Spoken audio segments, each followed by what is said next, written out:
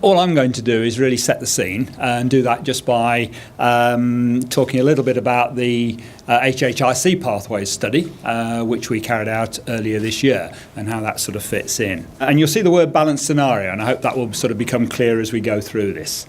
I realise many of you know who we are, so I'll not spend a lot of time talking about HHIC, other than it's a trade association that represents the whole of the domestic heating industry, so independent of technology of fuel, and LPG is very much part of the mix, and it's good that we work closely with UKLPG in the work that we're doing. Key part of this slide really though is, as an industry or as an association, very much support the transition to low carbon technology. But the key part of that slide is carbon's important, but also delivering effective economic solutions to UK consumers is also critically important. And of course, we also always have to look at the whole range of housing types that we have in the UK. And we've got to think about the solutions that we can deliver to that wide range of properties, be they on the gas grid or be they off the gas grid. So what kicked off our work was the UK heat strategy, and as you know, we've had over the last 2 years we've had 2 reports published by DEC which lay out the strategy. So one last year and one this year, and essentially what those conclude is that what the UK government would like to do is to totally decarbonise the heating of UK homes by 2050. Okay, and the way that they want to do that is firstly by reducing demand. Now, people often forget about reducing demand, but that's clearly the most important thing. That's the thing you do first. You insulate buildings. You reduce the amount of energy you want to use. Okay, so that's number one. Then the next one is to transform all the electricity that we generate in the UK to zero carbon.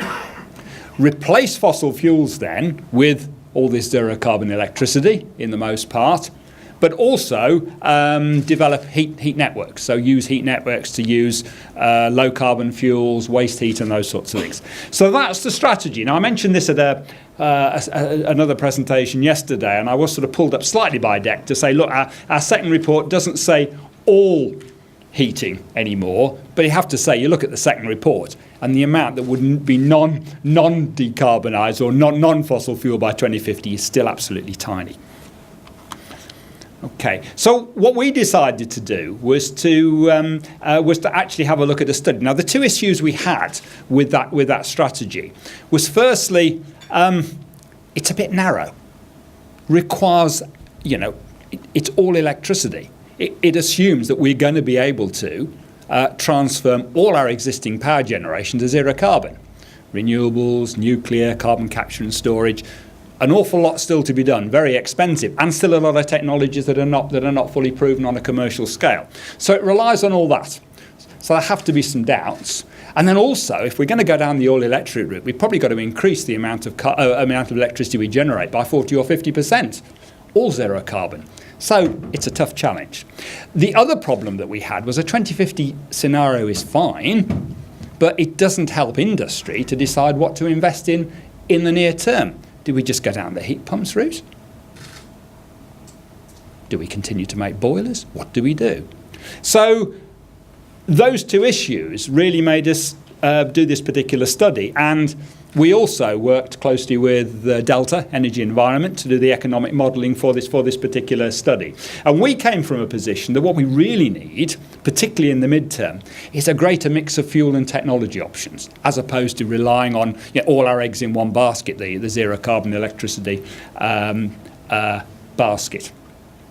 We felt it was important to maintain gas, whether it's pipe gas, whether it's LPG as part of the mix. Let's use the infrastructure we've got. It's all well developed, it's all available, huge investments made into it, let's continue to use it. And as I say, to provide some more realistic mid-term scenarios for industry. That's the scenario we came up with. I'm not going to go into a huge amount of detail, but just look at the difference from where we are today, or 2015, that big blue chunk which is all boilers, and what you can see in 2027 is a whole mixture of technologies, and quite a lot of them gas. So we've still got some boilers in the mix, but we've got micro CHP. We've got gas heat pumps. We've got hybrids, which is electric heat pumps, but with a gas boiler. So a whole mix, and we're not dependent on any one of those technologies succeeding to deliver the scenario.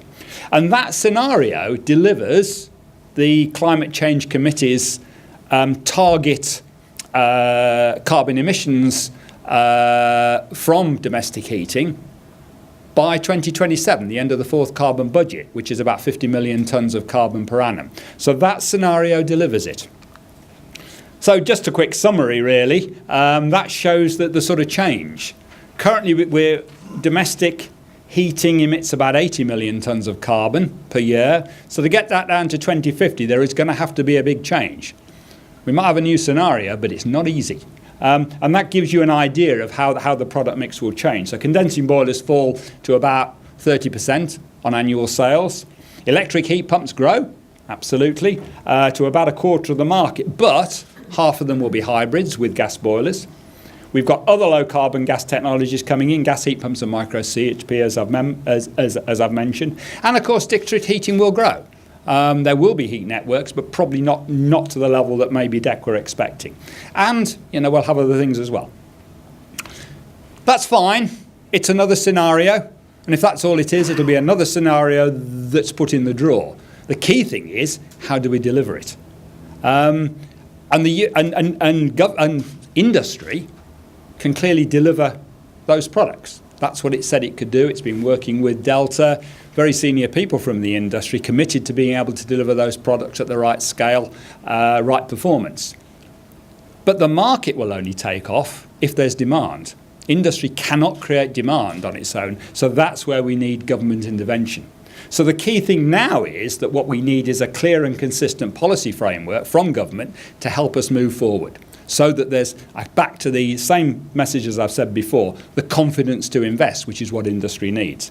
And so the next stage of our project is to actually start to work and identify policy options, working with DEC to be able to do that. And my feeling is that we're going to have to be a bit creative. I think simply rolling out the old policies, I don't think is going to be the solution. We know there's not going to be huge amounts of money to throw at it, and we also know that politically, no government is going to legislate in any big way. So we're going to have to get a bit creative and imaginative, but we can do it.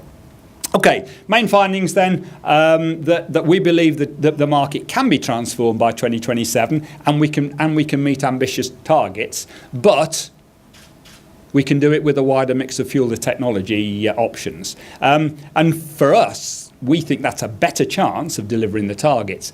And actually, it should be at a lower cost because it's using the infrastructures that are there. Okay. And as I've said, what we need then is a credible set of policies. So that's our report. What I think it's done, okay, it's another scenario.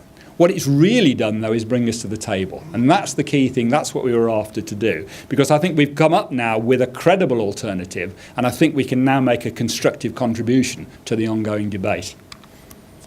If you're interested in our report, many of you will have seen it anyway, you can find it on that particular link.